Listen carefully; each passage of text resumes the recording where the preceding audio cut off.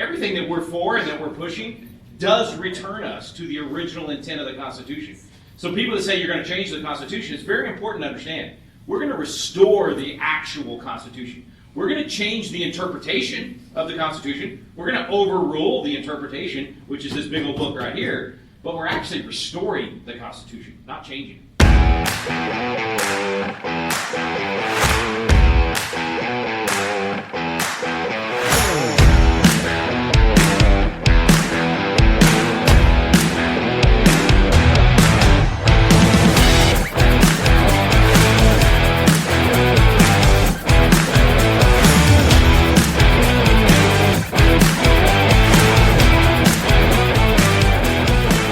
Get it now? We're playing around with language. We're not changing the Constitution. We're restoring it. That sounds so much better. Now that you've explained what you're doing, I'm so much more comfortable. And from such an authoritative source. Now, come on. Who wouldn't believe such a polished sales pitch? Actually, the answer to that one is pretty easy. Anybody that can think for themselves and is at least qualified to type something into Google. Let me just give you a couple of search terms. Start with, who is Robert P. George?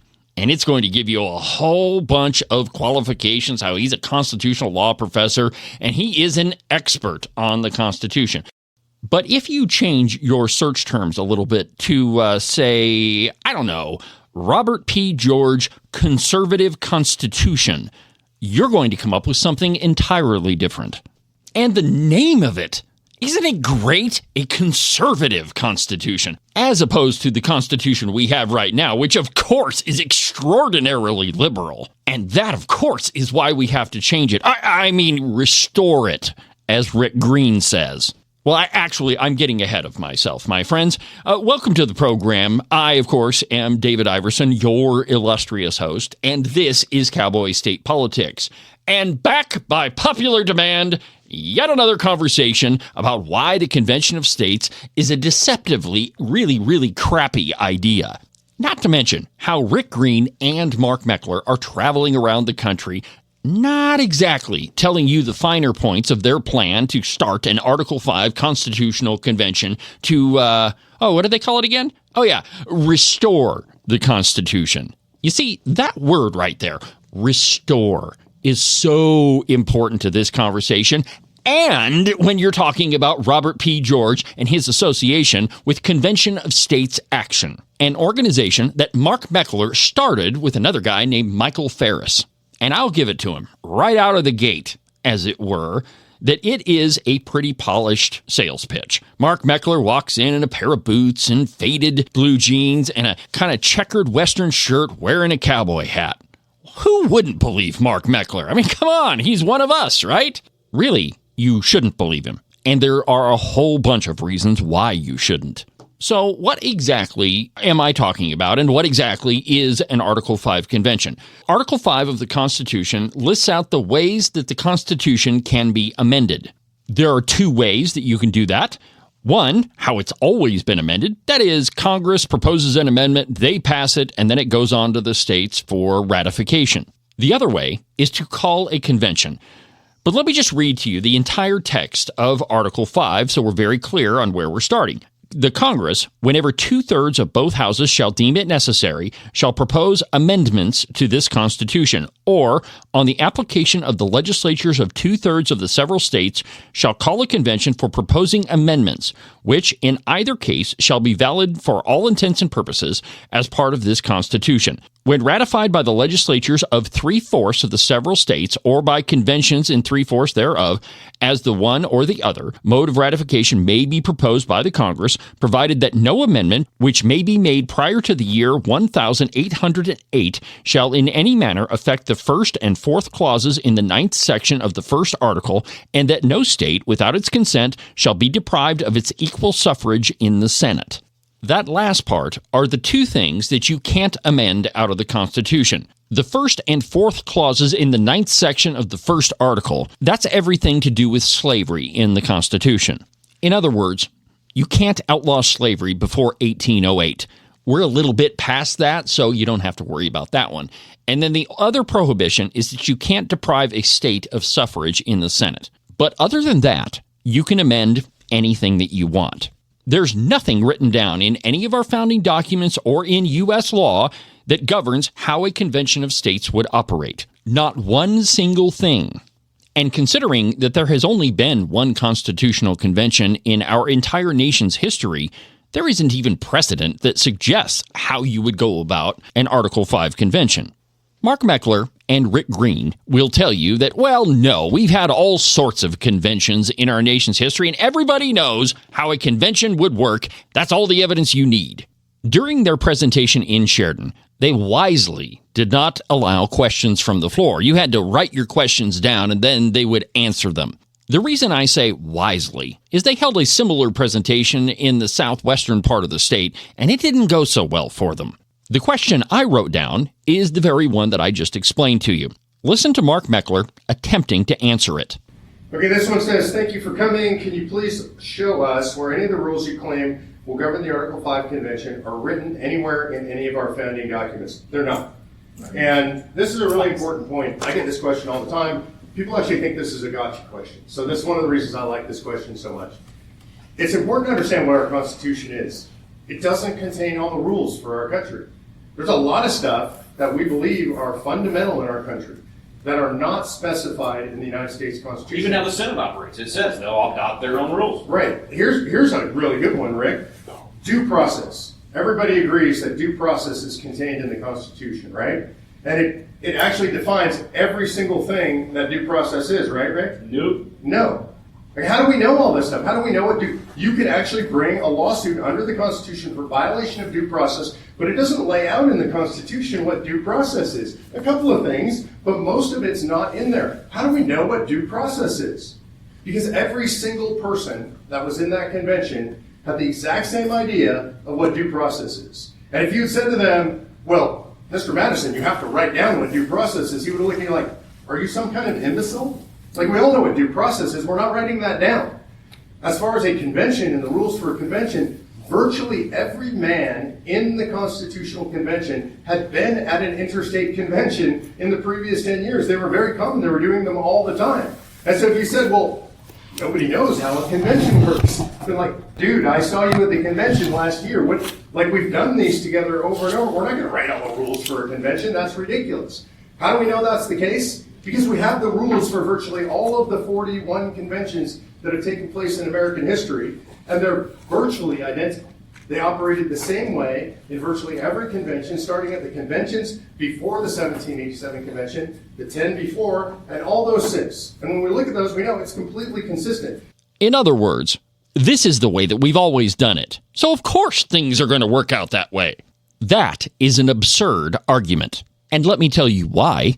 Because even though all of those people at the first Constitutional Convention had attended all of these interstate conventions, the ones that Mark Meckler references, the very first thing they did when they got to the Constitutional Convention is they changed the rules.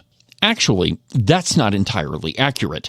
The very first thing they did was decide that they weren't going to follow the very reason why they were holding the convention in the first place, which was to amend the Articles of Confederation. Then they changed the rules.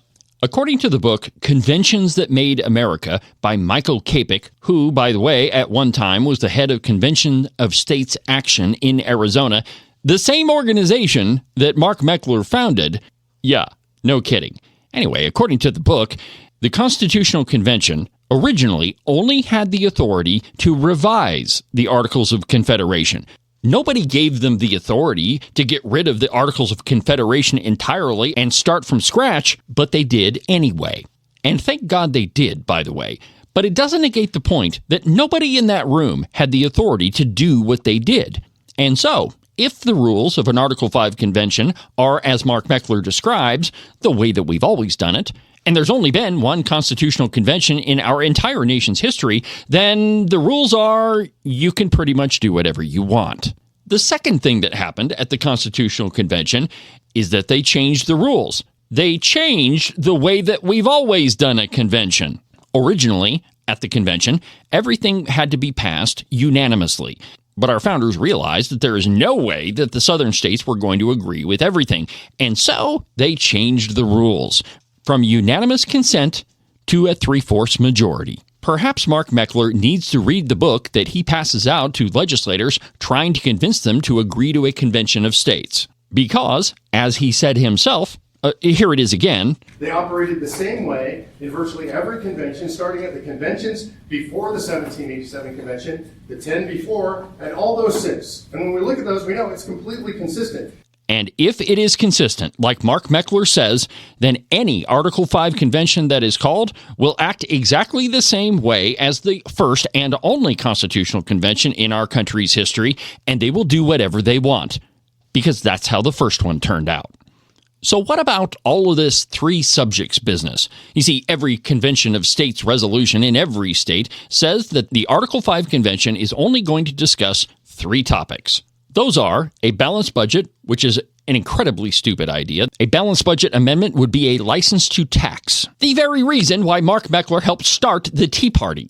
Anyhow, we already know that politicians aren't going to spend less money, and so the only way that they could balance the budget would be to increase taxes to accommodate their ridiculous spending. Their second topic area is term limits. We already have those. They're called elections. We'll talk about those at another time. And then the third topic area is to rein in the federal government, whatever the heck that means. Generally speaking, those are the three topics that Rick Green and Mark Meckler and all the people that advocate for the Convention of States use to convince the public to support their Convention of States. The reason why Convention of States Action chooses those three is they're pretty seductive ideas, and it's easy to convince a group of people that that might be something they would want to support. But beyond that, even Mark Meckler knows that any Article 5 convention would not be limited to those three topic areas. How do I know that's true? Because he said it. Here it is. So if there's no risk, then why did you put limitations on the enabling and educate the three basic limitations in the laws that you're passing? So as opposed to doing a general convention. Correct. Yeah. So the reason is for narrative. In other words, if I were to say, if we were to put out there to the world that, hey, we're just going to have a convention, we have no idea what we're going to talk about at this convention, then frankly, nobody would support it because there'd be so much fear out there. Everybody would be afraid that we had to frame it in a way. I mean, this is one of the things that I think, I'm just going to say this generally, libertarians and conservatives are really bad at narrative. We just generally don't understand narrative. And if you don't frame a political discussion in the correct way, you lose. It's for narrative. Do you know what a narrative is? It's a story. It's something that's made up. The only reason that the Article 5 convention application says three topic areas is so that people would support it. There's no intention of that actually being the case because it's a narrative, a story that Mark Meckler and apparently Rick Green use to convince you to support their organization. But in the end, it doesn't matter anyway because an Article 5 convention is going to operate exactly the same way as it always has. They're going to do whatever they want. There are a ton more reasons why you shouldn't pay any attention to what Mark Meckler says about an Article 5 convention. And in a minute, I'm going to give you a couple more of them. But first, an absolutely outrageous profit timeout. Cowboy State Politics is brought to you by Morton Buildings. If you're in the market for any type of metal structure, whether it's a garage or a barn or a roping arena or maybe a giant warehouse, you should call my friends Marcos and Jesse at Morton Buildings. Their phone number is 307-674-2532. They're the experts in metal building construction. They've been doing it longer than anybody else around, and they do a much better job. So whatever it is, whatever type of building you're thinking about, call Marcos and Jesse. Again, their phone number is 307-674-2532, or you can check them out at their website, mortonbuildings.com. Today's program is also brought to you by Rebecca Bextel at eXp Realty. Are you one of those people that thought you were moving to Wyoming and discovered later that you actually ended up in Wyoming's bluest county? And now you've decided that you really do want to move to an actual Wyoming town? Well, if that's you, you need to call my friend Rebecca Bextel at eXp Realty. Her phone number is 307-699-3519. She sold last year around $30 million worth of property, everything from small residential homes all the way up to big giant ranches. So no matter what it is, if you need a realtor, call my friend Rebecca. Again, her phone number is 307-699-3519. Don't forget to sign up for the soon-to-be-released Cowboy State Politics newsletter. To do that, just go to the website, cowboystatepolitics.com, and you'll see a pop-up asking for your email address. I want to send you a newsletter, but I can't if I don't have your email address. And while you're there, subscribe and follow the program. That way, you can be notified every single time there's a brand new episode of Cowboy State Politics. Or you could subscribe anywhere that you get your podcasts. And now, back to the program. All of the reasons why you shouldn't even listen to Mark Meckler.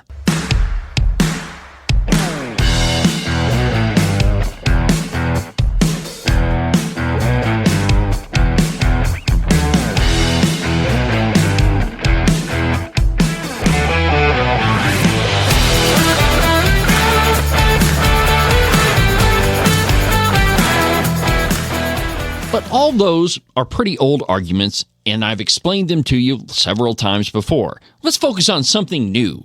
Who exactly is Robert P. George? And while we're at it, who is Robert Nadelson?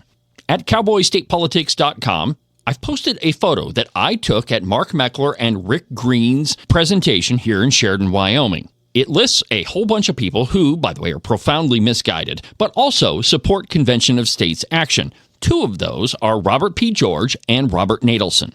Here's Mark Meckler saying how Robert Nadelson is one of the head thinkers behind their organization. In that book I mentioned a little bit ago, Conventions That Made America, they quote Robert Nadelson over 90 times. The book's a little over 120 pages long, and they quote him on over 90 of them. Here's Mark Meckler talking about how great Robert Nadelson's book is. It's really interesting. I don't know how you can say that because there's actually a treatise, an entire legal treatise called The Law of Article 5 written by Rob Nadelson. It's an incredible book. It's a compendium of every court case that's ever dealt with Article 5.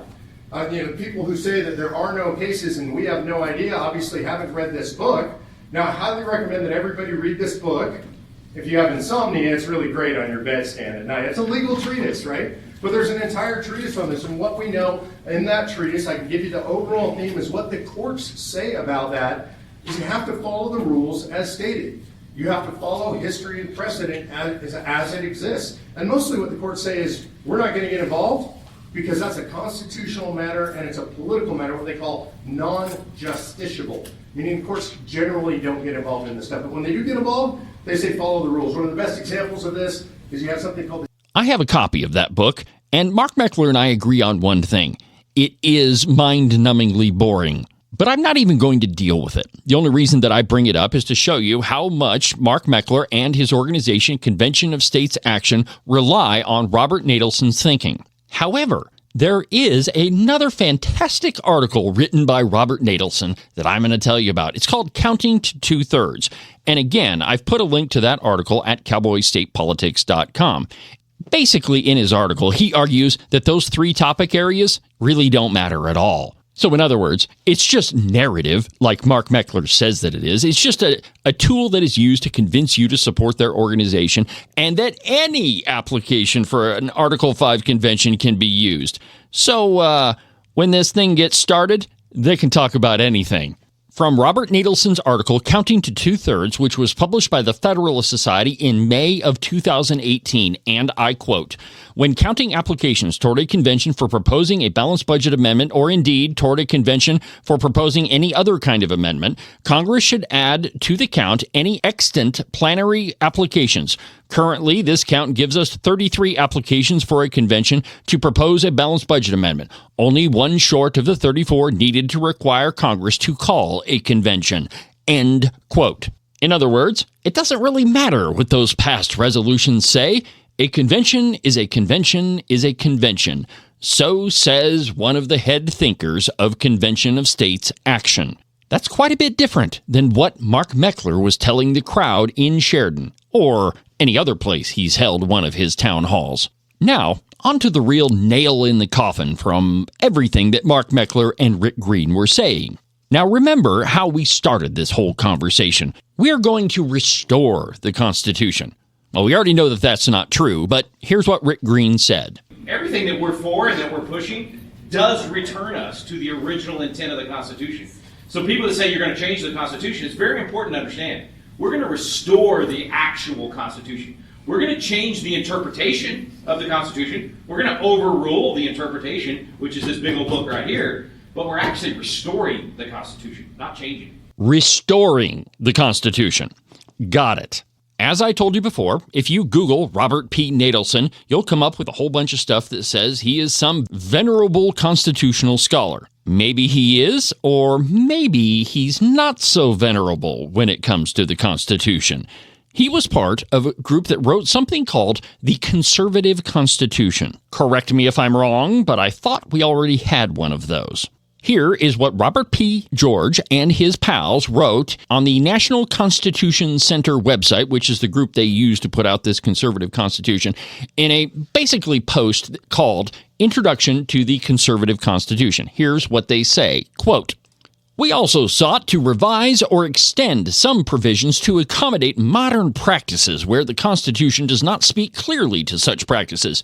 Most radically, we sought numerous institutional and structural changes to the Senate, to the presidential selection, to judicial and executive appointments, to the legislative process, to the role of the states in national affairs, and to various provisions touching modern administrative government, where we thought the Constitution has not worked as well as it could be made to work. Such structural changes, however, were made in the spirit of advancing the founders' own principles." Hold on a minute. What exactly did Rick Green say they were doing? We're going to change the interpretation of the Constitution. We're going to overrule the interpretation, which is this big old book right here. But we're actually restoring the Constitution, not changing it. We're not changing it, we're restoring it. Sounds to me like Robert P. George wants to change a whole heck of a lot of things to, how did he put it again? Oh, yeah. Such structural changes, however, were made in the spirit of advancing the founders' own principles. Right. Now, you may be asking, what connection does Robert P. George have to Convention of States action? We certainly wouldn't want to paint with too broad of a brush. If one person believes one thing, that doesn't necessarily mean that an entire organization agrees with him. Or does it? Because, turns out, Robert P. George is also on Convention of States Action's website. They have an entire page devoted to him, and he appears on their promotional material, so obviously there's some connection there. But here's what the Convention of States Action's website says about Robert P. George. On their endorsements page, under Legal Board of Reference, so these are the folks that legally advise Convention of States Action, here's what it says about Robert P. George. Quote, "He's one of the nation's leading conservative legal scholars and is the founding director of the James Madison Program in American Ideals and Institutions. He is the chairman of the United States Commission on International Religious Freedom and has served as a presidential appointee to the United States Commission on Civil Rights." End quote. Now, they also have a page denouncing Robert P. George's work in the so-called conservative constitution. So why would they do that and then leave him on all of their promotional materials and on their website say that he is part of their legal board of reference? The two appear just a little bit contradictory. I'm going with what they say in public, because that's what they're leading you to believe. The only reason that they have that little proviso on their website is they can try to skirt any criticism that might come in the form of any of Robert P. George's own work. And remember, he's on their legal board of advisors. From the so-called conservative constitution, written at least in part by Robert P. George, I direct your attention to page 13. And again, there's a link to this at cowboystatepolitics.com. Here's what it says, and this should scare the living crap out of you. Quote, "The modified Second Amendment clarifies what we understand to be the best original understanding it provides. Quote, neither the states nor the United States shall make or enforce any law infringing the right to keep and bear arms of the sort ordinarily used for self-defense or recreational purposes, provided that the states and the United States, in places subject to its general regulatory authority, may enact and enforce reasonable regulations on the bearing of arms and keeping of arms by persons determined with due process to be dangerous to themselves and others. We're going to change the interpretation of the Constitution. We're going to overrule the interpretation, which is this big old book right here, but we're actually restoring the Constitution, not changing it. What exactly of what I just read to you is in any way restoring the Constitution? Remember, this guy, Robert P. George, is on Convention of State Action's Legal Board of Reference. Did you hear anything in there that might smack of completely destroying your right to keep and bear arms? I don't know, like red flag laws or reasonable restrictions, or, I don't know, restricting the possession of firearms to recreational purposes. Now, I only read you one small little paragraph out of the so-called conservative Constitution written by one of Convention of State Action's legal advisors. And I don't care about the little proviso that they put on their website trying to disavow everything that Robert P. George ever wrote or said. He's on their promotional materials. Frankly, Robert P. George's ideas are a danger to the Constitution, and so is an Article 5 convention. There's a whole bunch of stuff that Mark Meckler and Rick Green have not told you about an Article 5 convention, because most of it is pretty terrifying. That if you start an Article 5 convention, they'll be able to discuss anything they want, no matter what Mark Meckler says. Because, like Meckler said, that's the way that they've always done it. Well, that'll about do it for today's installment of the program. Have a good rest of your week, and we'll talk again on Saturday. But for now, from the base of the Bighorns at the Cowboy State Politics Studio, I'm David Iverson, and this is the one and only Cowboy State Politics.